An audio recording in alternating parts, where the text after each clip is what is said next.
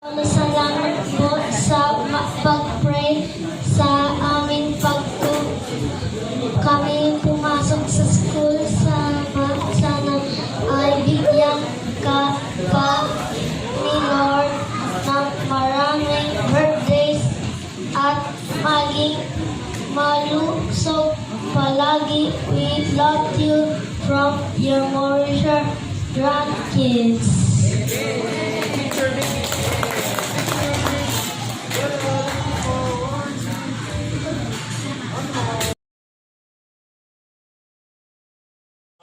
Naway pagpalain po kayo ng Diyos, good health po, more blessing, and salamat po at naging way po kayo para mas maging yung faith namin sa Lord mas lumalim pa, and thank you dahil kayo naging biyanan ko kasi naging maayos yung pamilya ko, and na-appreciate po namin lahat ng binibigay niyo po lalo sa mga apo ninyo, yung mga prayers na every time na papasok sila, pinag-pray niyo muna sila para i-guide sila ni Lord. And thank you po. At dalangin po namin na masaya at malakas sa pangatawan.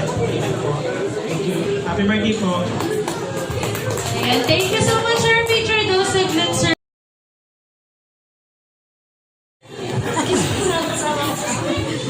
More blessings to come pa at sana magpalain ka ng Lord na mas mabuti ka doon lang. Maraming salamat. At feature din ni Lolo. Ako sa Panginoon at kayo po yung naging parent na aking may bahay, may isang aking partner in life, si Jason po. So, sa pagpapalaki ko sa kanila ay nakita ko po yung kagandahan ng pag-ugali, ng pagpapalaki sa kanila, ng pagtuturo ng kaayusan at yun po yung isa kong pinagpapasalamat. Ako po ay walang tatay since 5 years old. Naulila po at nag-aasam naman ng father's love. Ayan. Pasensya na po. Oo nga po. Urungin ko ng konti. Ayan. Naranasan ko po sa aking tinawag ko po si pastor na dad eh. Sabi ni partner ko po, si Jason po, sinabi niya sa akin na ano ba ang tawag ko sa kanya? Tatawag sa kanya. Nung sinabi ko, para sa akin kasi very proud po ako eh. Nagkaroon ng isang tumayong tatay at nung tinawag ko siyang dad, parang napaka-proud po sa akin, sa aking sarili. At na isang naging part po ng family po ninyo. Salamat sa pagtanggap sa akin. At naramdaman ko po yung pagmamahal po ninyo bilang isang tatay. Isa po kayong huwaran ng tatay, isa po kayong inspirasyon. At lagi po sa aming panalangin, sa gabi-gabi namin panalangin, sa family prayer po namin, na kayo po ay bigyan pa po ng mas mahabang buhay, pagpalain po kayo, kalusugan, at wisdom, paggabay ng Panginoon, at long satisfied life. Happy birthday, Dad!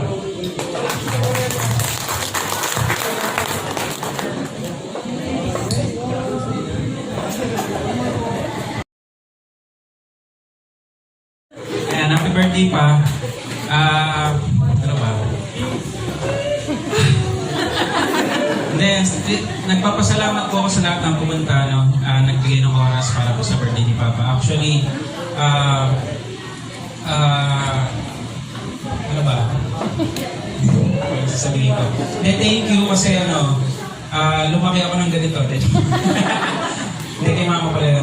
Hindi, yung mga, kung paano kami ngayon, kung paano yung estado namin ngayon is because of yung prayers, pagtsatsaga, and of course yung kung paano yung vision ni Papa sa amin. So, alam naman ng karamihan po sa atin, no, kung ano yung, kumbaga, hindi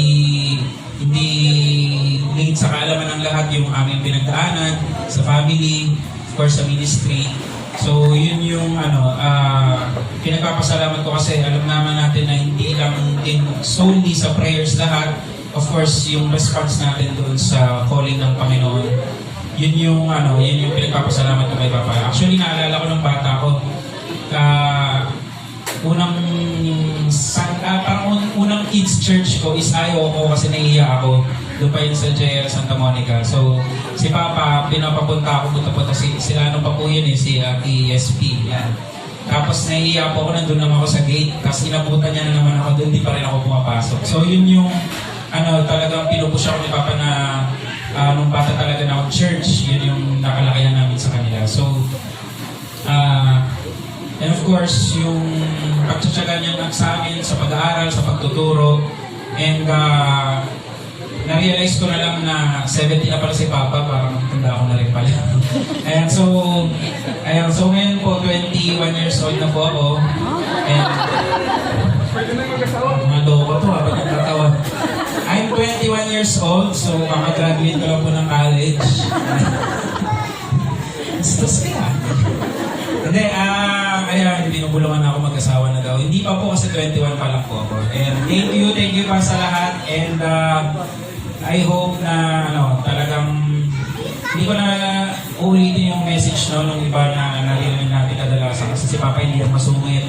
Wala kayo bibigyan. So, napakabait, hindi kasi sitahin, di ba? Si Sister Sen, tawag. Ayan po, so, happy birthday and God bless you more pa and more blessings po galing sa Panginoon. Happy birthday pa.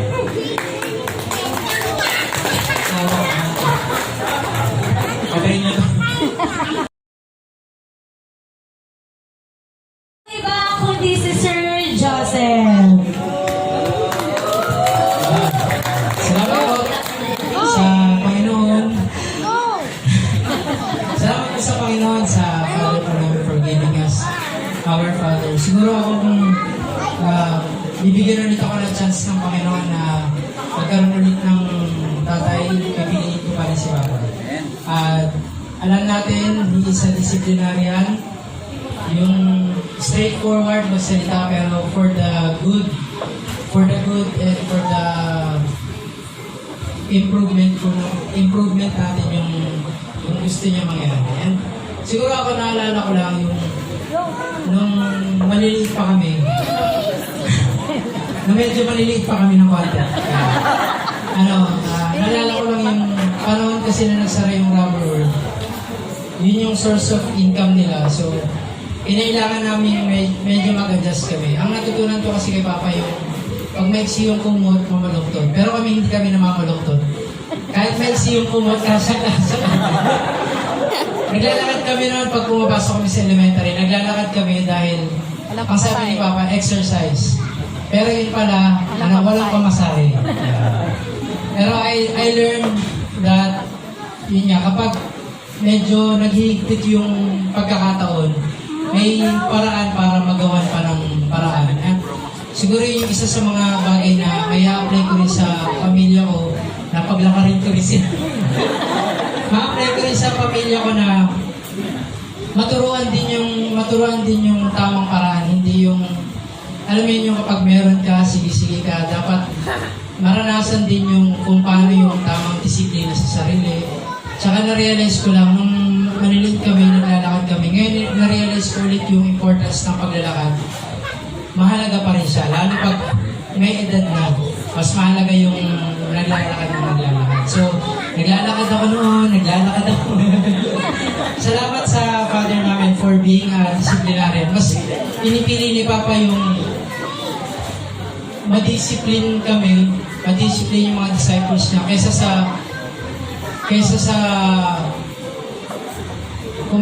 sa kind words, pero hindi yun yung madidisiplina ka. So, sabi nga ng Bible, an open review is better than secret love. So, siguro alam natin lahat yung words ng discipleship ni Papa is different from any other. Pero ako, I would say na yung discipline na yun yung matatandaan ko na pangahawakan ko for the rest of my life. So salamat sa Panginoon dahil ang 70 years ko ay gift from the Lord. Salamat po sa Panginoon.